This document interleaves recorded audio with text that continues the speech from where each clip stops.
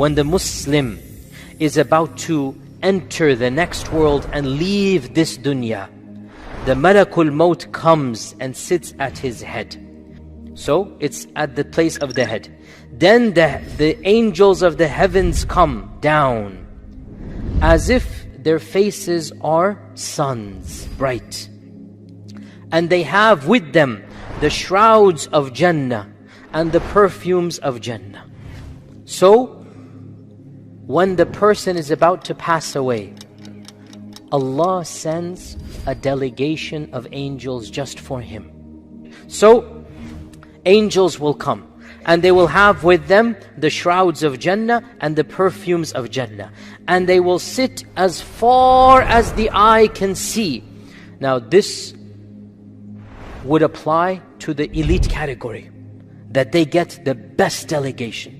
And generally when the hadith mention these types of things, they mention the highest, because that's the prize, that's what you want. You want to have that level, that as far as the eye can see. Can you imagine, you are in a crowd, you are the center of attention, and you are surrounded by millions, because as far as the eye can see, that's like, imagine, like as far as the eye can see is literally, we're talking about hundreds of thousands. And all of them, they are bringing peace and comfort with their presence.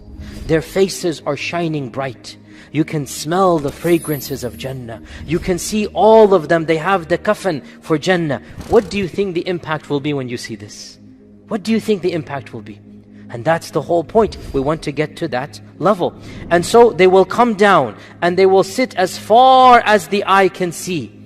Then the angel of death will say, أيتها النفس المطمئنة أخرجي إلى مغفرة من الله ورضوان. O pure and peaceful soul, now is the time to exit. The angel of death has that power that Allah has given him, that he can take the soul. And even though he can take it in any manner, he is taking it in such a gentle manner. He is inviting the soul, come out now. Now come, you beautiful soul, you pure soul, come out, and I welcome you to Allah's maghfirah and Allah's pleasure. So this shows us that at the very, very last millisecond between life and death, the person, even though the monitor is saying his heart is alive, even though he's surrounded by his family, he enters a different realm. Now, from our paradigm, that might be a millisecond, we don't know. From our world, if we look at the watch, it might be something that we cannot even count. But from the perspective of the person about to die, now things go into a different time zone. Because the one who is about to pass away, time and space are different, right? The barzakh is different. They have a different sense of time and space, as we said last time, and everybody understands this. So, that person, while they're still alive, they're seeing all of these angels. They aren't dead yet. They see the angel of death. They can still see the angel of death, and they're still alive in this dunya. And the angel of death is saying, come, pure soul, come, beautiful soul, come out and meet Allah's maghfirah, meet Allah's pleasure. So the Prophet ﷺ said, فَتَخْرُجُ تَسِيلُ كَمَا تَسِيلُ الْقَطْرَةُ مِنَ السَّقَى. So his soul will exit and just go out. The silu, sala yasilu, means to flow. This is you say that the river also has sayalan. It's just flowing. The same word is used. So the Prophet ﷺ said, his soul will flow out like water flows out from a jug.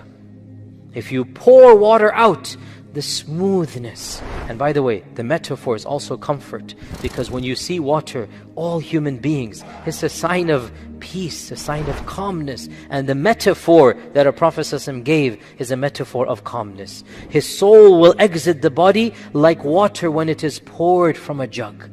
So that beautiful, just symmetric coming out, this is how the soul will exit, and it will then reach the angel of death and the angels around it. And the Prophet ﷺ said, they will not allow the soul even 1 second to be unattended. They will take it up to the heavens immediately. In other words, the soul will not be left alone. The soul will not feel empty or naked or anything. No, the angels will come and they will shroud the soul. They will put perfume on the soul. So interesting, by the way, the body, we shroud it. But the soul, the angels shroud it. The body, we take care of it. That's our job.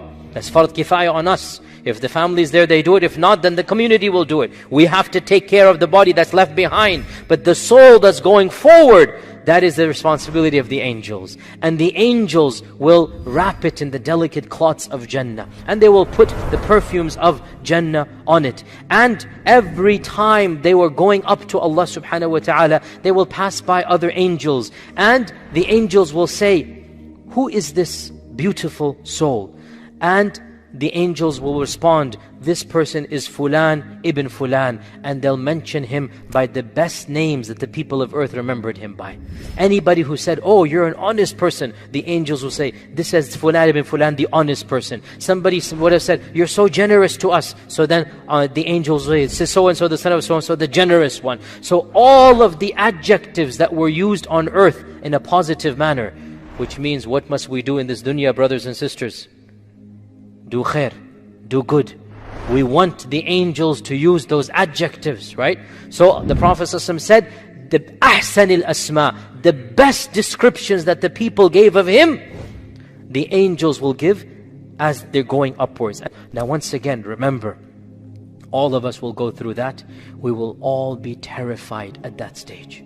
I mean, this is human nature. If you do anything that is new, you will be terrified. How about if you're exiting this world? We will be terrified. What is all happening now? Calmness. Calm. You are being comforted.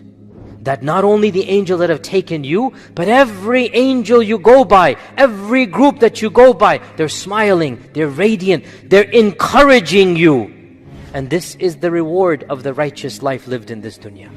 The one who lived righteously, now they begin to taste the fruits of that righteousness. So they are going up. And still, I mean, obviously there's still a matter of panic and whatnot. They're going up and up and up. And every time they go, the angels comfort the soul and mention him with good names. And then they reach the highest heavens.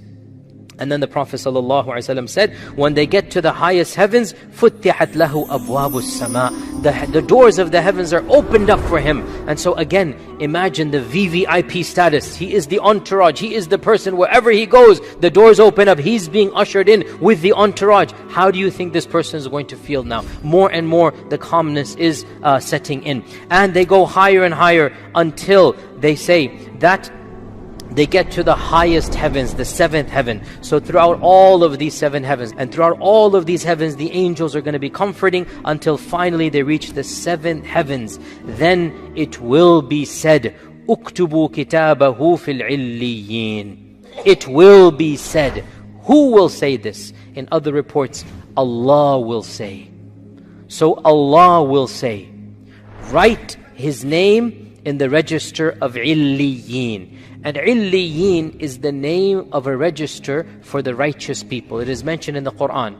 And it means the highest register, from ulu, from the high. Illiyin, it is the high registration. That is where the highest book is written for the righteous people. So Allah Azza wa Jal will announce, and everyone will hear, write the name of my servant in Illiyin.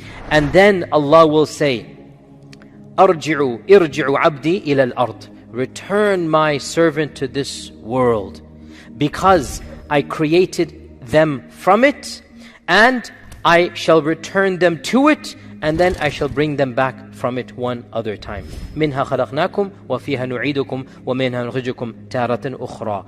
And so his ruh will be returned to his jasad.